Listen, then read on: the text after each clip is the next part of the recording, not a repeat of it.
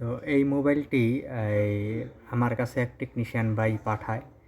তো এই মোবাইলটি কিন্তু দেখতেই পারছেন, এটা কিন্তু একটা নতুন ডিসপ্লে লাগাইছে।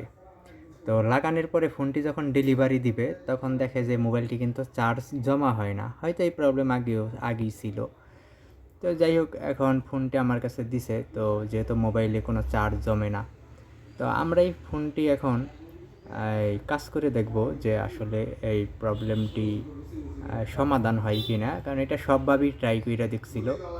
এই ফোনটিতে যেমন আপনি চার্জিং আইসি ওখানেও কাজ করছে, সব ধরনের কাজই মোটামুটি করা হয়েছে। তারপরেও কিন্তু ব্যাটারির কানেক্টরে কোনো ধরনের কোনো ভোল্টেজ আসে না।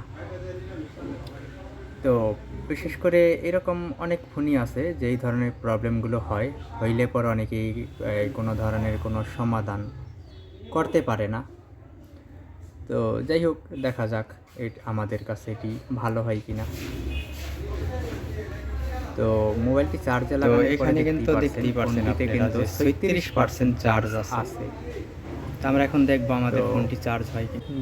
দেখতেই পারছেন আমাদের এখন কিন্তু ফোনটি কিন্তু 36 থেকে 37% চার্জ 37% দেখাচ্ছে। তার মানে এখন কিন্তু ফোনটি সম্পূর্ণ কমপ্লিট আছে।